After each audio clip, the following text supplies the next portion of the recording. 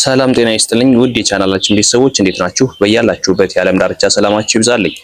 የዚህ ቻናል አዲስ ከሆናችሁ ሰብስክራይብ እያደረጋችሁ ጀምሮ ነባር ቤተሰቦቻችን ደግሞ ላይክ እና ሼር እያደረጋችሁ አማርኛና እንግሊዘኛን ከመሰረቱ ማንበብና መጻፍ ለምትቸገሩ ቀለል ባለ ሁኔታ እናስተምራችኋለን። በሳምንት 5 ቀን ከሰኞ እስከ ዓርብ ከጠዋቱ 12 ሰዓት እስከ ሌሊቱ 6 ሰዓት በኢትዮጵያ እናስተምራችኋለን። ዛሬ ደግሞ የምናያቸው እንግሊዘኛ አጫጭር ቃላትን በአማርኛ እንዴት እናነባቸዋለን ወይም ደግሞ አነባባቸው ምን ይመስላል፣ ስናነባቸው እንዴት ልናነባቸው እንችላለንና ትርጉማቸው ምን ይመስላል የሚለውን አብረን እናያለን። እስከ መጨረሻው አብራችሁን ቆዩ።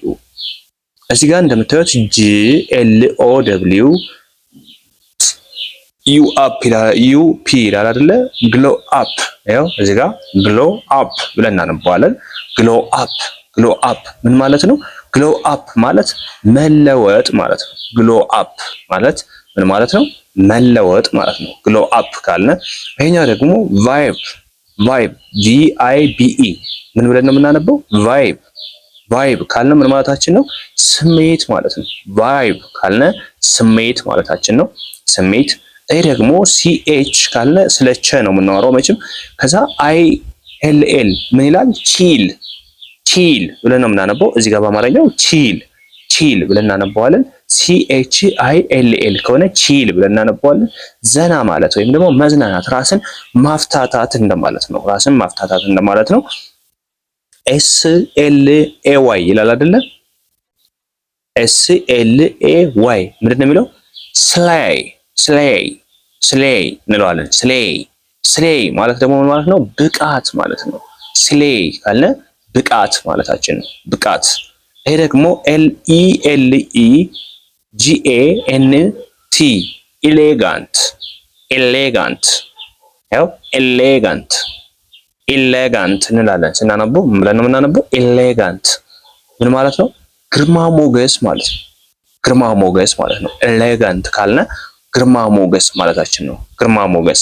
ይሄ ደግሞ BRAVE ይላል። ብሬቭ ምን ማለት ነው? ብሬቭ እዚህ ጋር ብሬቭ ይላል። ስለዚህ ደፋር ማለት ነው። ብሬቭ ካልነ ደፋር ማለታችን ነው። ደፋር። ኦኬ። ይሄ ደግሞ COZY ይላል አይደለ? ኮዚ ምን ማለት ነው? ሞቅ ያለ ሙቀታማ። ላይክ አሁን ብርድ ልብስ ሞቃት ነው አይደለ? ብርድ ልብስ ብትለብሱ ሞቅ ያለ ነው። አለም ደግሞ ጃኬቶችን ብትለብሱ ሞቅ ያለ ነገር ነው አይደለ? ስለዚህ አለም ደግሞ ቀኑ ሞቅ ያለ እንደማለት ነው። ስለዚህ ኮዚ ካለ ሞቅ ያለ፣ ኮዚ ሞቅ ያለ።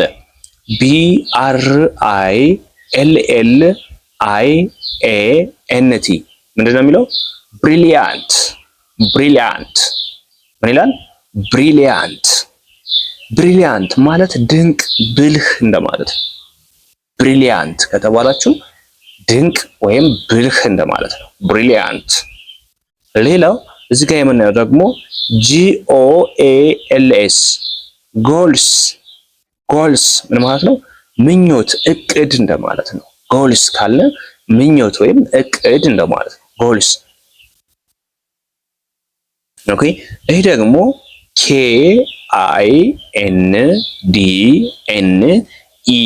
KINDNESS ይላል አይደለ? ምንድነው የሚለው?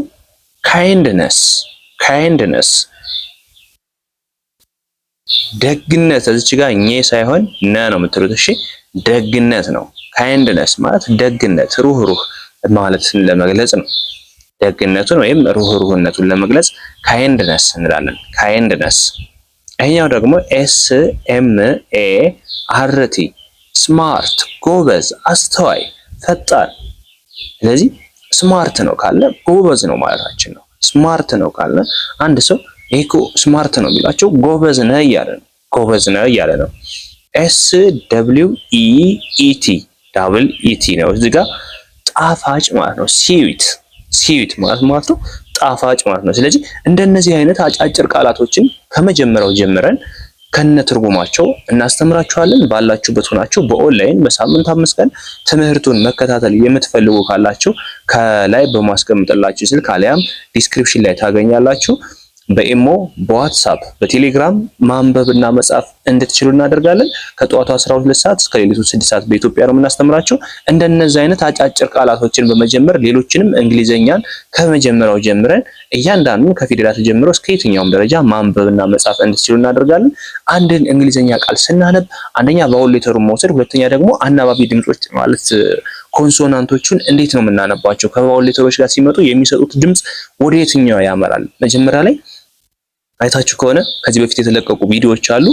አማርኛ በእንግሊዘኛ ብዬ የሰራኋቸው ማለት ነው። ፊደላቶቹ አማርኛ በእንግሊዘኛ ተብሎ የተሰሩትን እነሱን በደንብ እያቸው። እነሱ ላይ ትኩረት ካደረጋችሁ ይሄኛው ደግሞ ቀላል ነው። በተለይ ለምሳሌ የሀ ፊደል ውክልና በማን ይወክላል፣ ለ በማን ይወክላል፣ መ በማን ይወክላል፣ እንዲሁም ቫውል ሌተሮችን በአንድ ላይ አገጣጥመን ስናነባቸው የሚሰጠን ድምጽ ምን ይመስላል የሚለውን እሱን ታዩና ከሱ በተጨማሪ ደግሞ ከዚህ ጋር የእንግሊዘኛ የራሱ የሆኑ ህጎች አሉት። ለምሳሌ ኦ እንደማን ይነበባል፣ አይ እንደማን ይነበባል፣ ዳብል ሲሆኑ ማን ይሰጣሉ የሚለውን ደግሞ የበለጠ ከቀጣይ ትምህርት ጋር አብረን የምናይ ነው የሚሆነው። ስለዚህ እነዚህ የምታዩቸው ጎል አፕ፣ ግሎ አፕ ማለት ምን ማለት ነው? መለወጥ ነው ብያቸዋለሁ። ቫይብ ካልነ ደግሞ ስሜት ነው ብያቸዋለሁ። ቺል ካልነ ደግሞ ዘና ማለት ነው። ስላይ ካልነ ደግሞ ብቃት ማለታችን ነው። ኢሌጋንት ካልነ ደግሞ ምን ማለት ነው? ግርማ ሞገስ ማለት ነው። ግርማ ሞገስ እንደማለት ነው። ብሬቭ ካልነ ደግሞ ምን ይሆናል? ደፋር እንደማለት ነው። ኩዌዚ ካልነ ደግሞ ሞቅ ያለ ማለት ነው። ኩዌዚ ካልነ ሞቅ ያለ ነገር ማለት ነው። ብሪሊያንት ካልነ ደግሞ ድንቅ ወይም ደግሞ ብልህ እንደማለት ነው። ብሪሊያንት ድንቅ ወይም ደግሞ ብልህ እንደማለት ነው። ጓድስ ካልነ ደግሞ ምኞት ወይም እቅድ እንደማለት ነው። ምኞት አሊያም እቅድ የሚለውን ይገልጽልናል። ካይንድነስ ካልነ ደግሞ ደግነት እንደማለት ነው። ደግነት፣ ሩህሩህ፣ አስተዋይነት የሚለውን ይገልጽልናል። ደግነት። ስማርት ማለት ጎበዝ ማለት ነው። ባጭር ቃል ስማርት ከተባለ ጎበዝ፣ አሪፍ፣ የተሻለ እንደማለት ነው። ሌላው ስዊት ካልነ ደግሞ ጣፋጭ የሚለውን ይገልጽልናል።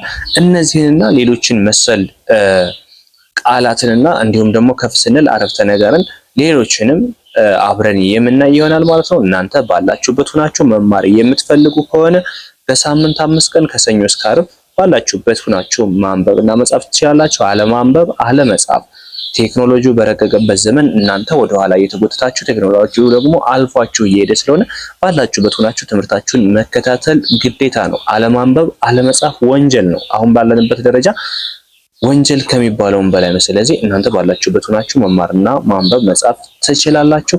ቀለል ባለ ሁኔታ በሳምንት 5 ቀን እናስተምራችኋለን። ባላችሁበት ሆናችሁ ትምህርቱን መከታተል ይቻላል ማለት ነው። ስለዚህ እንደነዚህ አይነት የመጀመሪያውን ጀማሪዎች ስትሆኑ እያንዳንዱ ከፊደላት ትጀምራላችሁ። ከፊደላት ጀምሮ ቃላትን፣ አረፍተ ነገርን፣ ሌሎችንም እያልነ በሂደት ሁሉንም የምንማር ይሆናል ማለት ነው። ከዚህ በፊት የተለቀቁ ቪዲዮዎችን አሉ፣ ገባ ብላችሁ እዩዋቸው። እንዲሁም ሌሎች ቻናሎች ላይ በመግባትም የበለጠ መረጃ ታገኛላችሁ። ማንበብና መጻፍ የምትቸገሩ ሁሉ ባላችሁበት ሆናችሁ መማር ትችላላችሁ።